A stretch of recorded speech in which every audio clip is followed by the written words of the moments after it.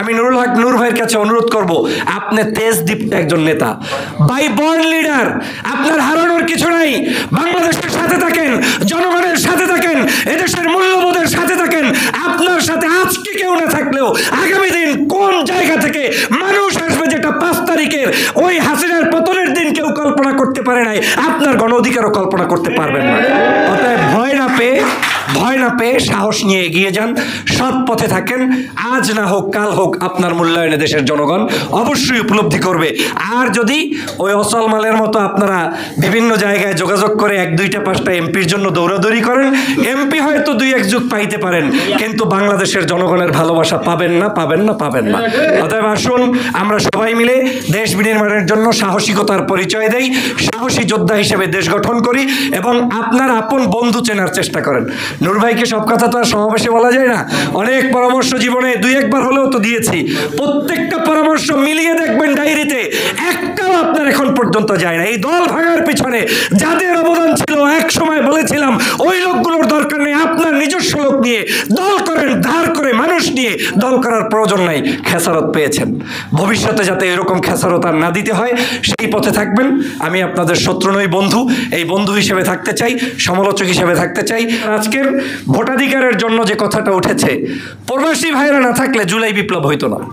জুলাই বিপ্লবের প্রথম যে জায়গাটার অবদান রাখার বাংলাদেশের সব আছে। আমি 10টা পয়েন্টে 2-1 দিনের মধ্যে কোনো একটা পত্রিকায় আসতে পারে, আমি 10টা পয়েন্ট ফাইন্ড আউট করেছি যে বাংলাদেশের জুলাই বিপ্লবের। আপনারা কি আমাকে 1 মিনিট সময় বেশি দেবেন নাকি? যদি দেন আমি তাহলে আপনাদেরকে বলছি যে আমি 10টা পয়েন্ট ফাইন্ড আউট করে একটা পত্রিকার জন্য অনেক রিকোয়েস্টের পরে লেখা লিখেছি। সেই লেখাটার 10টা পয়েন্টের শুধু হেডলাইন বলছি যে বাংলাদেশে এই যে আজকের এই বিজয়টা হলো, তার মধ্যে অন্যতম হচ্ছে ইসলামী নেতাদেরকে পরিকল্পিতভাবে হত্যা, শাহবাগের নাটক। এটা 1 নম্বর আমি লিখেছি। 2, আলেম ওলামার উপরে নির্যাতন, শাপলা চত্বরে গণহত্যা। 3, সেনাবাহিনীকে দুর্বল করার জন্য 57 জন সেনা অফিসারকে হত্যা। 4, বেগম খালেদা জিয়াকে অন্যায়ভাবে কারাবাস, সাবেক 3বারের প্রধানমন্ত্রী দেশনেত্রী বেগম খালেদা জিয়াকে বাড়ি থেকে উত্তোলন। তারপরে 5, ভোটাধিকারবিহীন নির্বাচন ও ভোটাধিকার হরণ। 6, বাকস্বাধীনতা হরণ ও মত প্রকাশের অধিকার দমন। 7, গুম খুন ও অন্যায়, আয়নাঘরের নির্যাতন। 8, কোটা সংস্কার আন্দোলন, ছাত্রদের উপর দমন নীতি, যেটা আপনারা করেছেন 2018 সালে, ঠিক কিনা বলেন? এরপরে 9, আবরার ফাহাদ হত্যা ও ভারতীয় আধিপত্যবাদের বিরোধিতা। এরপরে আপনার 10 আর একটা আমি এখানে লিখেছি, যেটা হচ্ছে প্রবাসী সহ বিভিন্ন দেশে যারা আজকের এই রেমিটান্স যোদ্ধারা আন্দোলন করেছেন, সংগ্রাম করেছেন।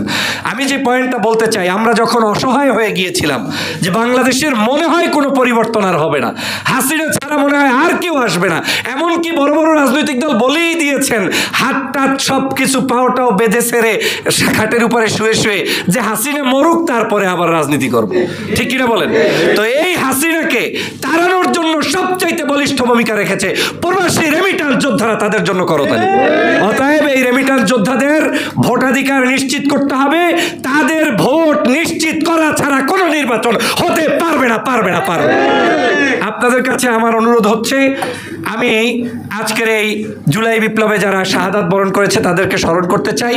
আপনাদেরকে বলতে চাই, আপনারা জুলাই নিয়ে পড়ে থাকবেন, ব্যক্তি নিয়ে নয়। আমাদের এখন ওই ছোট ছোট রাজনীতি দল, বড় রাজনৈতিক দলের সমালোচনা আলোচনার চাইতে ইম্পর্টেন্ট হচ্ছে দেশ বিনির্মাণের জন্য ঐক্যবদ্ধ হওয়ার পদ্ধতি আবিষ্কার করা, ঠিক কিনা বলেন? অতএব কে আমার পক্ষে থাকবে বিপক্ষে থাকবে দেখার বিষয় নয়,